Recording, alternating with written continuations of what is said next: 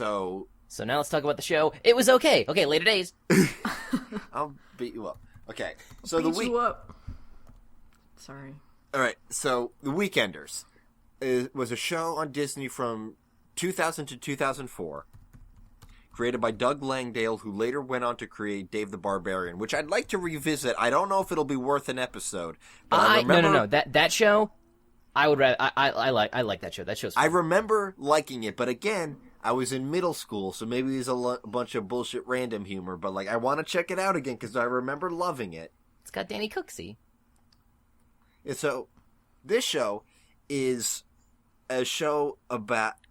It sort of takes the limited time format of a show like Ed, Edd and Eddy or later Phineas and Ferb, of just those shows took place in the summer. This show took place only on weekends to highlight, so it could take place during the time when kids have free time and they don't have to do more shit about school, because school is making kids cartoons about school is done. Mm-hmm. It's pretty much done forever. So this is the show that it takes place. It's about four neurotic little 12-year-olds. Tino Tonatini, played by Jason Marsden. Carver Descartes, played by Phil Lamar. Laura McQuarrie, played by Grey Delisle, in the least Grey Delisle-sounding role she's probably ever played. And Kath Soucie as Tish Katsufrakis. Fucking all-star cast. I mean, right? Holy crap. Yeah. I love it. They nailed it. That's the first thing I do to sell this show to people. It's it's those four guys, in their element. Mm-hmm. I said this when we talked about Young Justice, that Impulse was the most Jason Marsden role Jason Marsden ever played, but it might be Tino Tonatini. It's one of those two. I was thinking that. Tino's my favorite.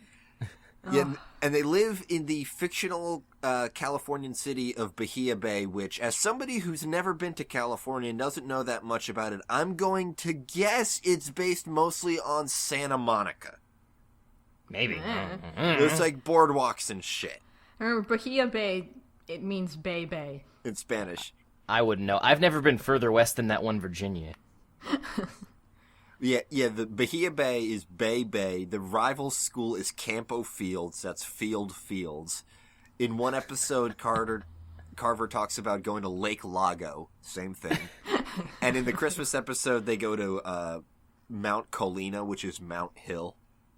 I don't fucking believe that I never caught a single goddamn one of those. This is all news to me. I'm dumb. It sort of speaks to the writing of this show, because if you're not totally paying attention, you're just kids doing kid things. But if you watch it over and over, like I did as a kid, I was like, wait a minute, that was a funny joke that was just underhanded there, said by Tino's mom. Yeah, I feel like really the writing... quick. Yeah, this show got 4 seasons for a total of 39 episodes, most of them split into 2 segments, the occasional 2-parter. And the writing really improved, I think, in seasons 3 and 4. It became a lot snappier and a lot smarter and a lot quicker. Yeah. Yeah. Now, this is one of those shows that, every episode teaches a lesson, and they're very blunt about it, in that Tino breaks the fourth wall and is like, this weekend, we're gonna go do this thing, and then, he'll constantly, talk to the audience, explaining the problems, and sometimes other characters will do it. And at the end, he will summarize the lesson they learned. But, so it's cheesy, but it also comes from a place that seems really sincere. And maybe that's just because the actors are so good, they can sell anything. And they sort of play with the goof of it sometimes. Yeah. Sometimes there isn't really much of a lesson, or other characters will come in and make fun of Tino and be like, also, Tino, are you talking to those people in your head again? Oh, no, I was just gonna say, for how blunt they are about the lessons themselves are definitely more applicable and real than other shows that do this thing. They're very good lessons. Yeah. I was going through and I'm like, these are good lessons. I need to write these down. You forget that kind of shit all the time. But no, this is actually worthwhile stuff to be told. Straight from Tino's mom. Oh, Tino's mom. The Tonatini family is my favorite. Yeah. What I like about this show is that they if they reduce them down to archetypes, Tino is the neurotic one, but they're actually all super neurotic and anxiety-ridden. Yep. It's just that none of them realize that they are that when one of the other ones is the one being neurotic at that time. Yeah, it's like, oh, okay, he's freaking out. I can chill. I'll be on top of it this weekend. Yeah. And, so the kids in this show are 12, and obviously because this is a TV show, they don't really talk like 12-year-olds, but there are elements of it that are like 12-ish enough. Like we said with the neurosis, they lack self-awareness until Sunday when they learn their lesson. Yeah. Yeah, I think 12-ish enough is the best way to describe it. Yeah. 12 as the elements of being 12 that you actually want to see for entertainment. Yeah. Because real 12-year-olds are little slime gremlins. Well, there are some slime gremlin children on this show, but they're not our main characters. Yeah. Where do you want to go from here? I mean, she just said main characters. Yeah, let's go to the I main think characters. Characters is probably the easiest. We haven't been able to do that in a while, but for this one, super easy. Yeah. Because the show really is all about its characters. It's extremely character-driven. So let's just go in the order that the theme song goes. Okay, let's talk about the theme song briefly. That was performed by Wayne Brady of Whose Line Is It Anyway fame. And I think only Wayne Brady and his disarming sincerity could pull that off. I still couldn't. I tried. I tried for you guys because Really? I knew you were all about it. You but at the couldn't end, get- I was like, "Where's the minute mark? Let's go. Let's do this." I can't. Bye, Wayne. Watch cartoons on TV, chug that frosty chugga freeze. That is what we like to do. Come on, y'all, I'm talking to you. But you know what? It's still in my head. Yeah. Yeah, it's goofy as fuck. And, you know what? It's like It feels Sonic. very 90s, but it's not. I feel like I just picture some executive like for the show just like sitting down like he just got off the phone. He's super depressed and he just calls up the staff. It's like we couldn't get working for the weekend, so we got Yeah. So instead we got living for the weekend. I'm living for the weekend.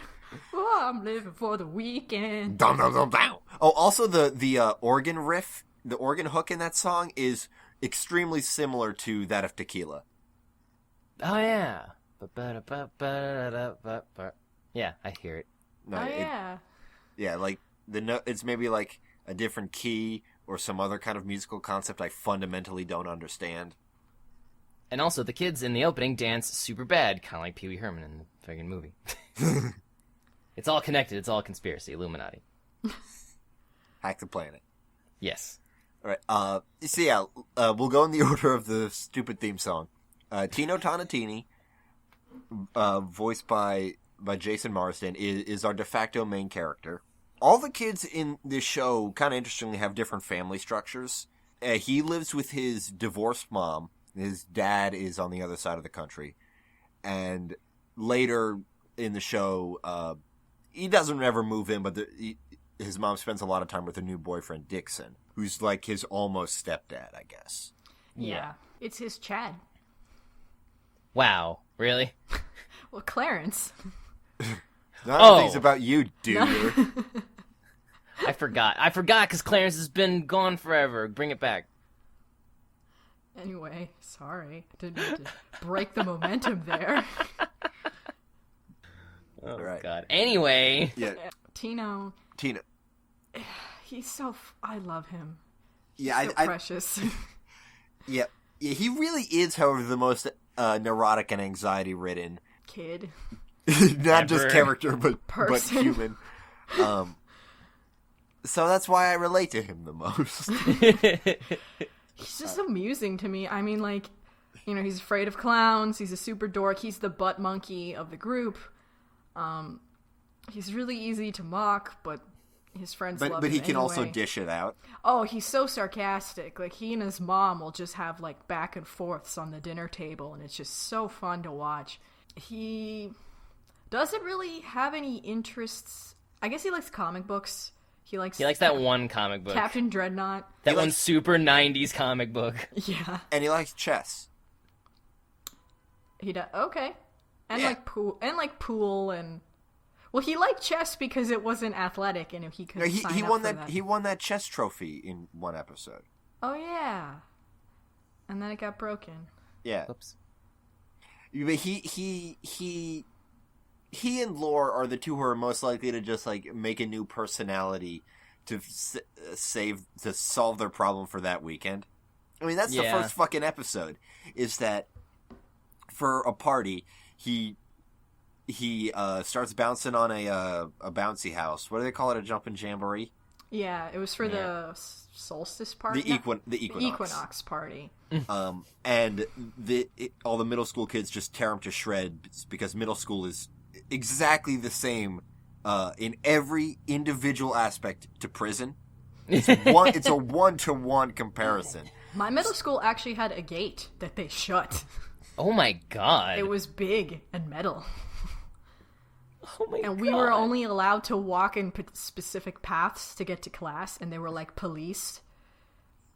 It was... I'll tell you about it sometime. So he's torn to shreds for liking kid shit, so he goes through this whole weekend pretending he's an adult with back pains. My lumbago. I just like hearing Jason Marsden act old. Yeah. Jason Marsden could be 65 and he'll still sound the same. Mm-hmm. I also love the one where Tino decides he doesn't want to have emotions anymore. Just shut it down. It's like he gets his foot run over, just like, whatever. Or Laura's like, hey Tino, I threw your computer out the window, and he's like, whatever. And all the characters, this is, I guess, the strength of the writing, is that when they're confused or scared, the gibberish that they'll put out is really good. That gibberish was scripted. Like, they wrote down words for them to say, because the gibberish is always the same. It's always like, car, or like, it's some specific, 3-letter nonsense word. I noticed that immediately, and I was like, huh, that's a thing. I mean, it's no Justin Roiland gibberish, but it's pretty good. Like the one where he's invited to the cool kids party, just like, splah? Yeah. Splah? Or like how Lore has that catchphrase. It's just like I don't even remember, but it's the same word. Yeah. That's whenever she's talking to Thompson. Yeah. Thompson, the 20-year-old middle schooler. This show just makes me laugh. I don't know, yeah. I find it very hilarious. And it takes place to divert from characters for a bit. It takes place in an interesting kind of timeline on the development of the basic cartoon landscape, because it's this is early 2000s. Yeah, it is an awkward time. Yeah, when cartoons were transitioning from what the 90s was about, which was kind of hard to distill, honestly, to the mid 2000s, which is easier to distill, and then it's a lot less nice. It's we talked about Billy and Mandy, and was there another show that we talked about? Fairly Odd Parents. Yeah, Fairly Odd Parents. Yeah. Absolutely. I think a lot of KND. Not so much, but yeah, a little. KND definitely had a lot of heart. Yeah, of just these shows that are. These children's shows about utter failure. About loud, mean idiots. Yep. Yeah. And this show, on the other hand, was overall very positive. And I mean, obviously the kids, will sling jabs at each other nonstop, but it's all about learning and growing. As opposed to, say, Billy and Mandy, which is all about the road to the old Graveroo. Yeah. It's also about having the quickest wit. Yeah. That's another thing I like, is that you can tell that these kids have been friends for a long time, because they've all got the same basic sense of humor, and then they all take their own spins to it. And, in the wrong context, that can be super jarring and annoying, like in everything Joss Whedon does. Every character he has the same snarky sense of humor. And, Buffy speak. Yeah, that really got me in Avengers, where fucking Captain America and Iron Man are making the same kind of jokes, and absolutely not. Stop it. Yeah. Yeah. Captain America shouldn't be that quick. He wakes up every morning looking at things he's never seen before in his life. Oh, yeah, but the show started on one Saturday morning, and then it was moved to Disney's 1-2 on Sunday mornings. And then it finished off on Toon Disney, which is where me and Nikki got to see it. It moved around a lot because apparently it aired at the same time Pokemon aired. So, you know, that would make things difficult. Yeah. And like Tooch, on last week's episode, you mentioned your priority rotation for watching cartoons as a kid. That it was Cartoon Network, Nickelodeon, Disney. Yeah. I think for me it was Nick, Cartoon Network, Disney. So Yeah, like me too. we're on the same page that like Disney was our lowest priority, but like Nina and I found this show by chance and like this is fucking funny. So Yeah, we made more of an effort to seek it out, which is why we know so much about it. I knew it existed, but like just on the surface, like on the surface level, It's so basic. It doesn't look like anything. Yeah, it no. looks like the most forgettable thing in the world. But it's not. But it's not. So I guess let's move on to lore. Laura was next in the theme song. Yeah, Laura McQuarrie. She's the jock. She's distilled down to the jock. She's the only girl out of a family of an inconsistent number of brothers. I love ranging it. Ranging from 13 to 16, basically identical fuckboys. And like a baby they found in the couch. And multiple ones named Danny. Yeah. She's like, oh, wait, I forgot one of the Dannys. Like, and then the other one, how many Dannys are there? 2? Or 3? It's like with our mom. Like, our mom was the youngest in a family of 9 kids, and our grandmother's named Ruth. And at the 9th kid, our grandmother's just like, fuck it, she's Ruth too. I've used every other name. I'm out of them. I'm done. I'm tired. I don't want to do this anymore. But yeah, Laura's she's really sporty. She's like the tomboy. Although she still definitely has her femininity about her. That's one No, thing I totally. noticed. She's like, not she's like, still she's still all about boys or boy. She never makes it like, ew, dresses, gross. She's just Yeah. like does her thing, and it doesn't make she doesn't turn it into a thing. She just The closest thing to she that just lives was, her life. yeah. The closest thing to that was, I can't walk in these fucking heels, which is But which she is was fair. in middle school. No one can walk in heels without like years of training up in the mountains with Buddhist monks. Yeah, pretty much. And like she's not the sharpest knife in the drawer. I think they love made her Laura. duller as the series went on. she never like got what the other one's jokes. She's kind of like a jerk sometimes. No, yeah, she's a jerk. She's kind of insensitive to everybody else, and it's Honestly, like, I think a lot of them have jerky moments because again they're 12. They're all kind of jerks. They're all kinds of jerks. Laura's sort of like a Homestar type of jerk where she's too dumb to realize that she's being extremely mean. Yeah. Like I I mean, love, not like, as bad as Homestar, where it's like Homestar is like the meanest person on the planet, but he has no idea. Homestar is a bigger jerk than Strong Bad. Watch it Yeah. again, and you'll realize I'm right. But just like the thing with I just love the goof with the pizza where she's already eating a piece of pizza and then Carver goes to take the last slice and she just grabs it and bites into it. It's like eating 2 pieces of pizza. It's like, that's exactly her personality. Yeah, and it's such an interesting performance from Grey Delisle. Tino sounds like Jason Marsden. He's one of those guys with just the one voice, and it's a great voice, and I guess you only need the one. So good on you. Grey Delisle has an incredible range, but she's one of those actors with incredible range that I can almost always tell immediately when it's her. The most egregious example of that for me is Tom Kenny. Tom Kenny, in 2 words, I can tell it's Tom Kenny.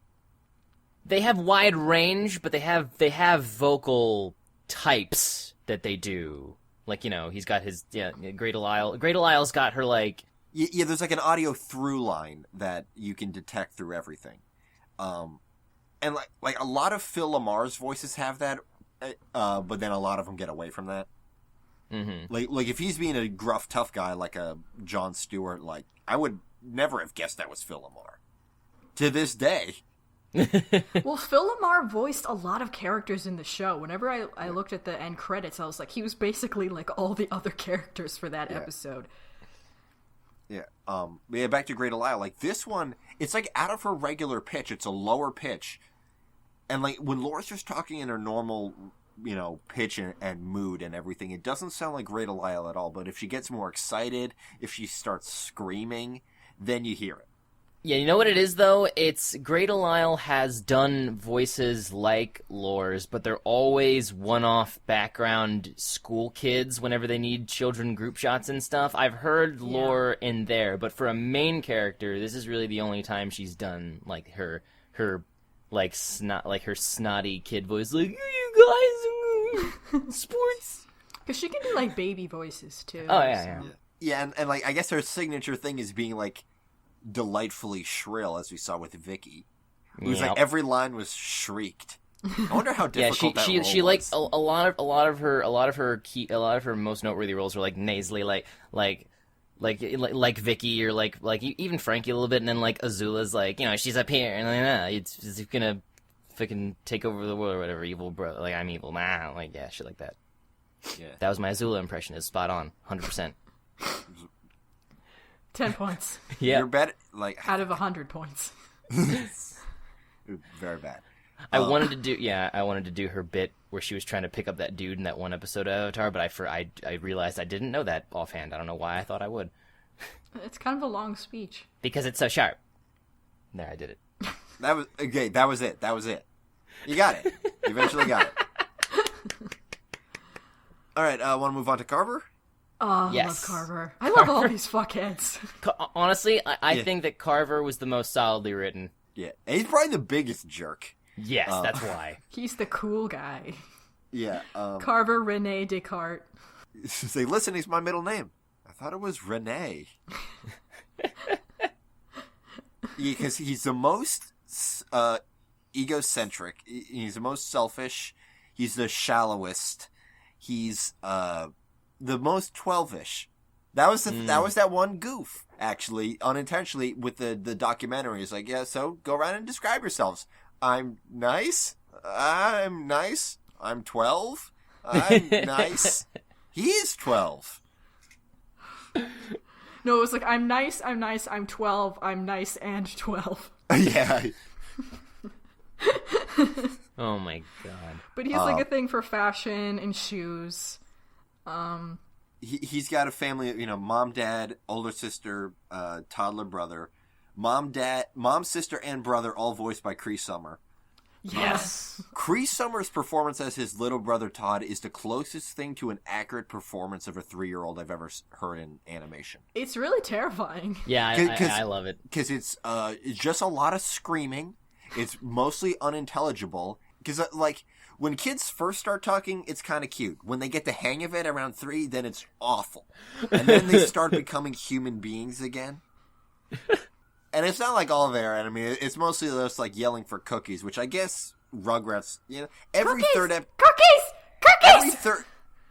episode of Rugrats was a quest for cookies. That's what. Did they ever make a crappy Game Boy Color game called Rugrats Quest for Cookies? They should have. Itself. Well, I don't think they should have made crappy Game Boy Color games. I don't think anybody should make bad Todd games. Really wanted cookies too, so. Yeah. He's the only one who has a differently shaped head. 4 of them. He's got a pineapple head. Yeah. I love where it's like, I don't, like, they're just he just has such great lines. Like, I don't remember what it was, but somebody asked him to comb his hair, and he's like, you can't comb dreads. Like, I don't know, just like his delivery makes everything he says, like, so funny and ridiculous. But yeah, like, he like secretly thinks like his parents are like really harsh, but they're pretty normal and regular, and like he secretly wears women's clothing sometimes. Yeah, that I like, because they did the goof once, and I was like, okay, you know, that's whatever, a standard goof. But then it happened like 2 more times, and I was like, okay, so is this a thing? It's a thing. He likes women's clothing. I mean, like, awesome. It just surprised me. And I love how he's all about being fashionable, but like his clothes are just so boring and normal. Though I do like how they change outfits every day of the weekend. Yeah. I mean, everybody's got like 3 or 4 different outfits. It's not like a bunch, but they do rotate them. Yeah, and some like random episodes will introduce a brand new one, or like one of the girls will have a new hairstyle just because. Well, Tish, because Laura sometimes Laura had her hair in a ponytail. Yeah, she would have it in a ponytail, or she would have it in a backwards baseball cap, because it was almost the 90s still. We there was still some 90s runoff. Petra Tishkovna Katsufrakis. So I guess she's both Eastern European and Greek, but mostly Eastern European. She's got a Greek last name.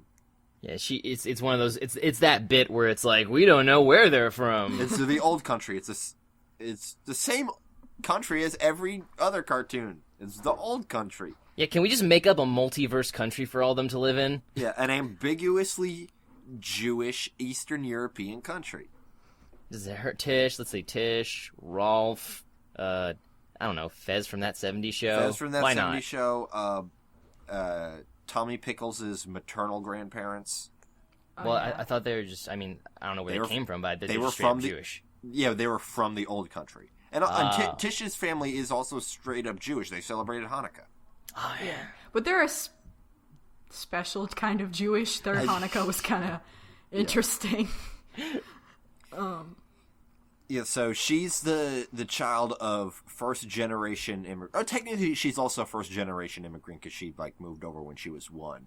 But yeah, so she's her parents are weird European people with a terrible grasp of the language. Running joke in the show of her mom would mispronounce something, Tish would correct her, and she'd be all, "Is what I say." And I love that in the last episode she finally changed the tone. Is like, "Is what I say."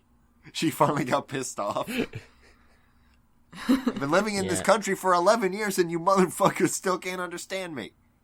And her dad is Vincent Van Gogh. Yeah.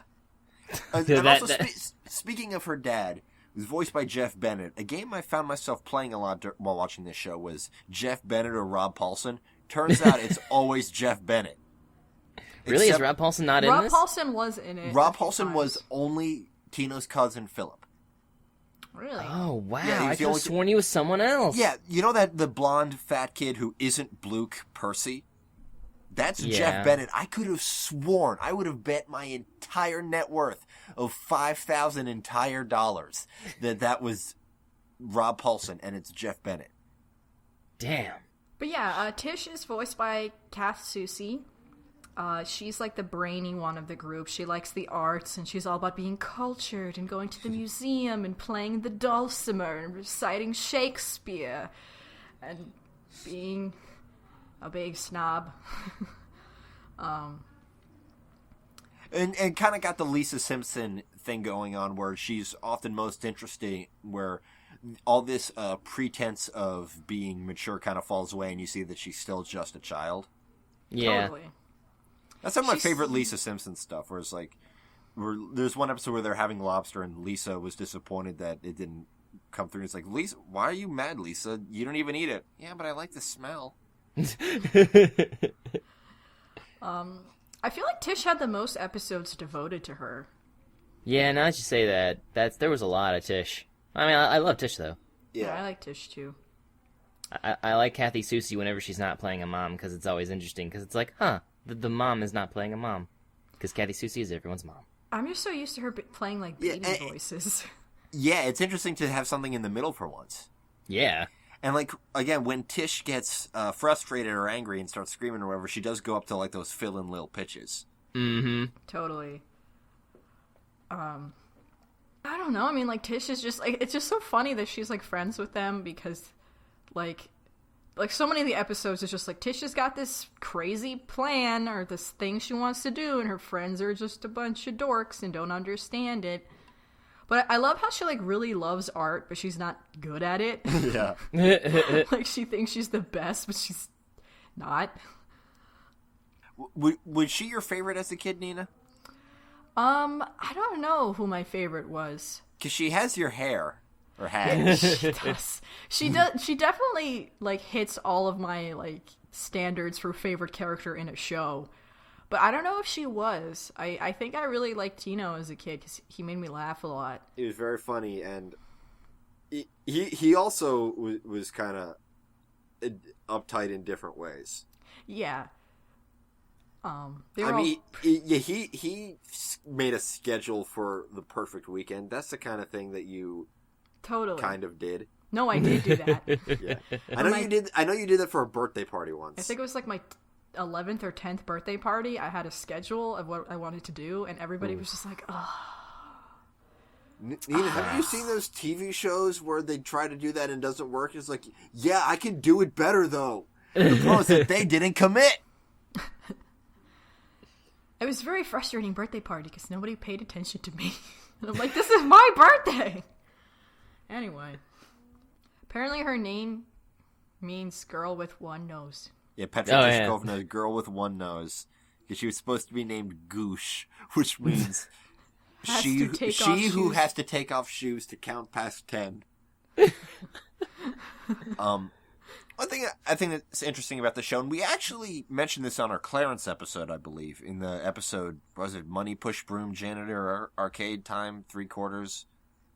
Sure. That episode.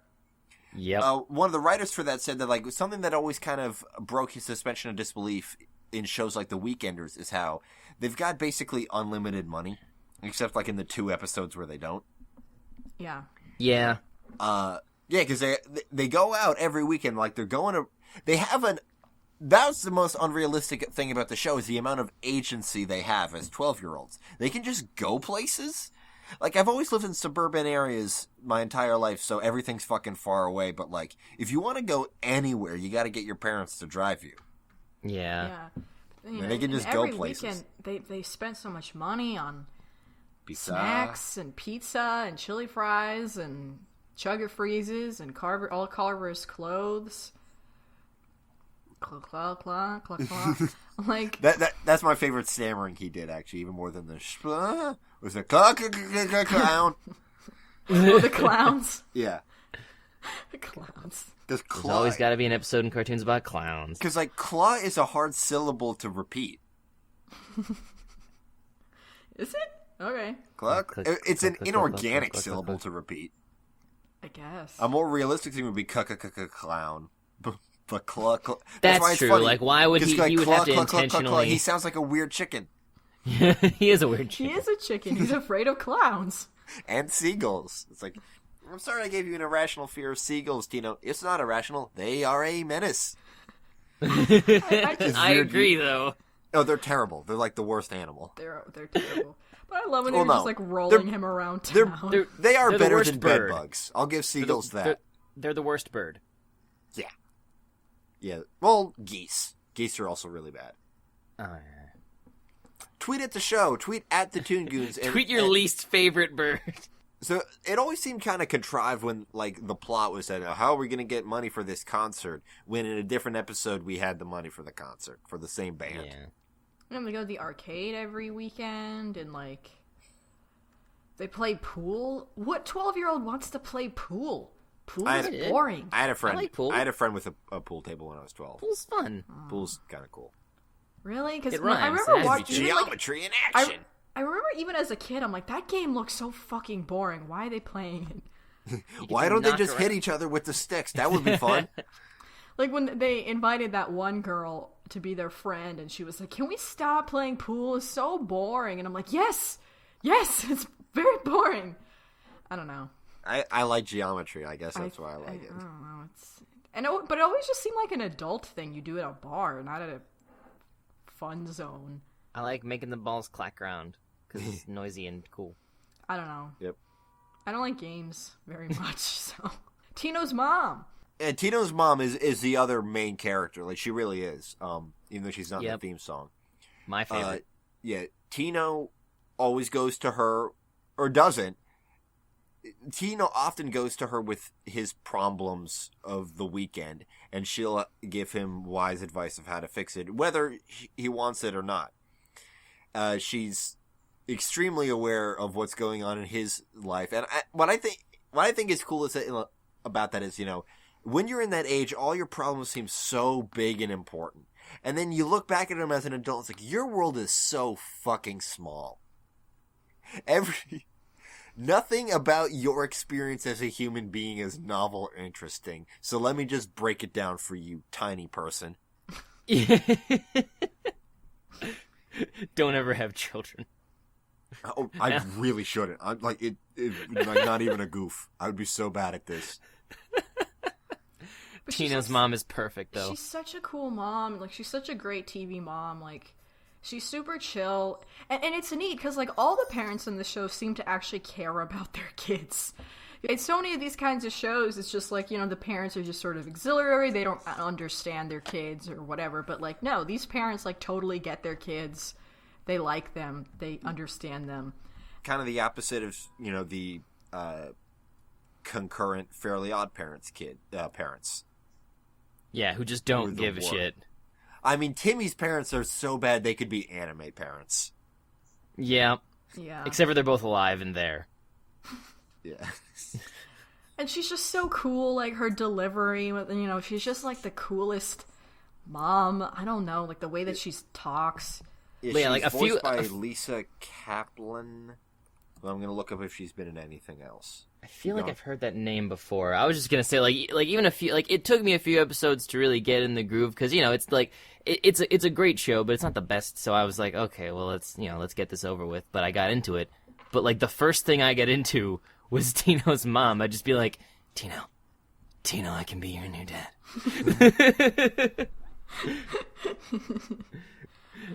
And she's a terrible cook, and she cooks like weird. Well, I mean, like, apparently, shit. Honestly, like half the time, the only reason they don't like her cooking is because she tells them what's in it. Because like, there's several goofs who are like, "Oh, this is good. Wow, you made something like not normal, like normal for once." And she's like, "Oh, it's not normal. It's got testicles in it or something." It's squudge. Squudge is my favorite. I went out of my way to purchase squid, and I baked it into a square. I could have made calamari or something normal, but I didn't. Something good. Or the ostrich meat. Timmy! Yeah. But like, they ate her biodegradable pot scrubbers that they thought were cookies. That's what her food is like. Oh my god. But like, I love like how into Tino's head she is. Like, there's the scene where she's at the dinner table and she's like, Tino, what's the matter? And he's like, how do you know there's anything wrong? And she's like, I don't know. You usually tend to have a problem by Saturday night. Yeah, that was my favorite. Like, that's the kind of fourth wall break I really like. Yeah, I love that shit. And I love like where they start deconstructing the format and not just like the idea that it's a show, but the idea that like the show is formulaic. Mm-hmm. Which I guess is like the entire point of Phineas and Ferb. That is the thesis of Phineas and Ferb. Yeah, they got like one episode in. It's like the rest is just going to be this. Yeah. We gotta turn this on its ear. Yeah, I love it. But she's like such a smart lady, and like she's such a good parent, but like in a sort of different way that you would think. From like you see in a lot of shows of like TV moms. Like I can't really think of any other TV moms that are quite like her. Yeah. She really stands out.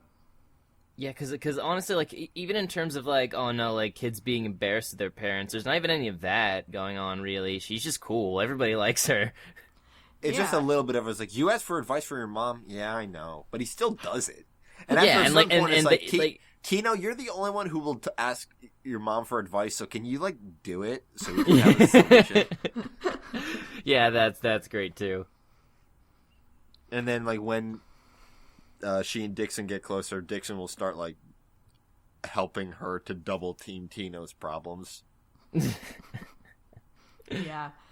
I love that episode, Dixon, a lot. I mean, Tino's always just such a fucking roller coaster with the way he feels about shit. Because at first he's like, you're going on a date with a man? Like, and it's like, well, we're not going to get married. Oh, then it's fucking fine.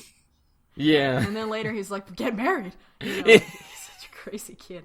But like, I really like that part at the end where Tino's mom is talking to him and is like, sometimes I do worry about you. You're the one of your friends who doesn't have a dad. And he's like, I don't know, Mom. What are you going to do? Marry some guy just so I can have a dad? And she's like, yeah, nah, that'd be dumb. Like, it's just so on point. Like, I love the way they talk to each other. It's like, ugh. Yeah, and then, I guess when we're talking about the parents, like, he only showed up for the last episode, but Tino's dad is worth mentioning. Yeah. Yeah. Because he's just like, you see where he gets it. Yeah. It's so interesting that, like, Tino's mom gets along with her son so well, even though he's a clone of her ex-husband. Yeah. Yeah, no, that was my first thought too. Like, wow, you'd think like, why did they? I mean, I don't even know. Like, because they still have a good relationship, but it's like something happened, it didn't work out. But overall, they seem to be fine. And oh my god, the holiday special when it was Tino's turn to tell about the worst solstice ever. Yep. And that old lady with all of her like comments about Tino's mom and the divorce, and like I was like, this is really uncomfortable and terrible and bad. One thing I loved about that episode and all the flashbacks is this visual trope you see in cartoons or in TV a lot, where like a character is a child, but you need to flash back to them earlier, so the way that you visually convey that they're younger is overalls. Yep. They're also shorter. Tino is so cute with the little the solstice stocking. And it's like, hey, Jason, can you go higher? Yeah, sure. Somebody just wham me in the nards. I'll be good to go. and little Tish was super cute. Oh, little Tish. Her cousins Doug and Dougavina.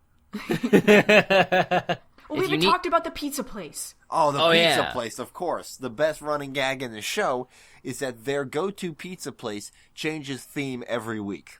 Mm-hmm. Sometimes it's like ninja pizza. Oh, I have them all here. You want me to list them? Do it. Let's do this. Franken Pizza, Paris Pizza, War of Pizza, Pizza Not, Pizza...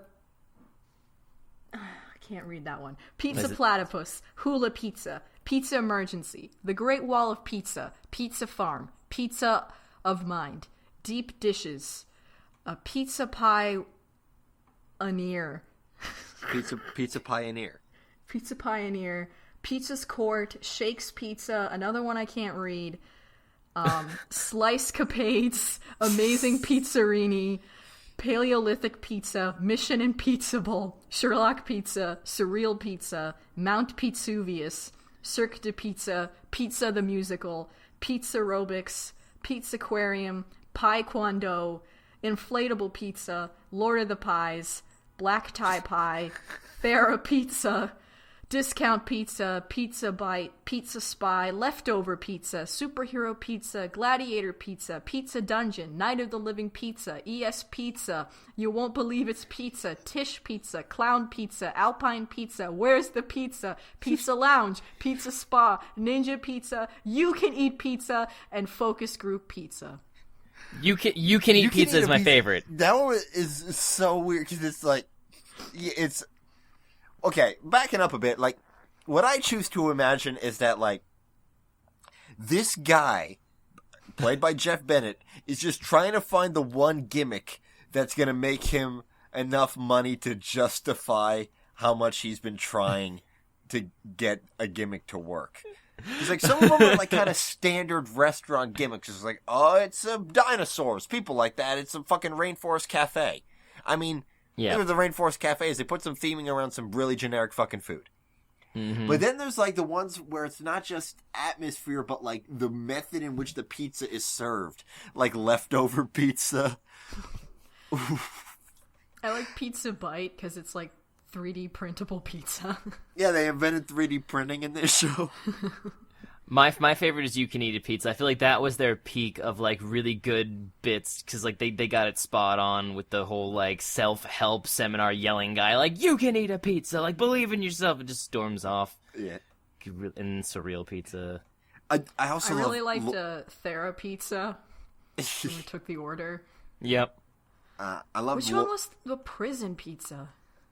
I forget. So many pizzas. I think that may have been the episode in which Tish was talking like a gangster. Yeah, that might have been one of the pizzas I couldn't read because that was a good episode. That was a good bit because there was no context for it. Yeah, I loved Lord of the Pies. There was one like, oh yeah, he was like, I don't know how to take our order. Like, doesn't seem like anybody's in charge here. In the pizza musical when he was like trying to do the song number and like nobody cared. Yeah. Or the fucking inflatable pizza when he goes to cut the pizza pie and he like slices the inflatable table. Calling them pizza pies is like funny every time. You will catch somebody off guard every time if you refer to it as a pizza pie. Pizza pie. That's a life hack. Yeah. Where's the Pizza was pretty funny. Because it was like one of those, like, I don't know how you call it, but like one of those like event things you go to where it's like a gimmick. A scavenger hunt? Like kind of like a scavenger hunt, but like in New York City they have a lot of those things where like some company will rent out a building and then you pay for a ticket and you'll have some like weird mystery experience or something. That sounds dumb. But this show was actually written about in David Perlmutter's book America Toons in A History of Television Animation. And he had this to say about it. The dialogue exhibited a level of literacy that might startle those who think that all Saturday morning cartoonery is brainless. There weren't many other programs in which one would hear a middle schooler congratulate her comrades by proclaiming, "Kudos to us," nor was there an abundance of animated series wherein a nervous preteen drama queen was shepherded through her first appearance by the ghost of William Shakespeare. Particularly pleasing was the series' depiction of its adult characters, not the anal retentive, rule-imposing tyrants we'd seen so many other cartoon weeklies, but instead as recognizable human beings with affectionately detailed personality quirks. This was precisely what was so unique about the program The Weekenders, was a conscious, symbolic break with the traditions of television animation aimed at tweens. It did not attempt to portray any of its characters as stereotypes. Instead, it celebrated the uniqueness and intelligence of all of its characters without sacrificing humor in the process. Thanks to the clever writing and directing and the skilled voice acting behind its four leads, it was an approach that really paid off. So that's basically a scholarly summary of what we've been meandering around for an hour. Well, all of that is true about the show. I don't think it was like the only your first show to do that. No, not at all. I don't know. I mean, we're talking about Pepper Ann pretty soon. Didn't Pepper Ann do some of that too? At least yeah, absolutely. Pepper Ann's mom was great, but she Yeah. wasn't the same. No, Pepper Ann's mom was one of those hilariously embarrassing moms who doesn't realize how out of touch she is. It's that, but I love her to death. But yeah. She's April Winchell. Yeah. So I think this is a good place to stop. You know, Yeah. It's a hard show to find, but we did it, so you can too. The reason why it's a hard show to find is that Disney only recently released it on DVD in 2013, but the only way to buy them is on the Disney Movie Club website. And I have tried for the life of me to penetrate, using that word again, the Disney Movie Club. And I have no idea how you join the Disney Movie Club. Somebody tell me, how do I join this fucking club? I want to buy these goddamn DVDs. It's like the opposite of the Columbia Record Club. You just cannot join. Once you're in, you're good. Like, I'm like looking all around the site. I'm like, how the fuck do I sign up? What do I do to sign up? Do I have to pay a fee? Tell me! Yeah, so, like I said, it's nothing that's going to change your life, but it is a solid show that, you know, it's going to occupy a good... If you're looking for an old cartoon that you may have missed because it was on at a weird time, it was on parallel to Pokemon and you were busy doing that, you know, check out this show. I really recommend That's me. it. Do you guys also recommend it? That probably was why I missed it. Yep, I recommend it. I think it's really well written, and I love it. And solid wanna share it execution. with people. And if you're a fan of voice acting, you gotta get in on this cast, man. Mm-hmm.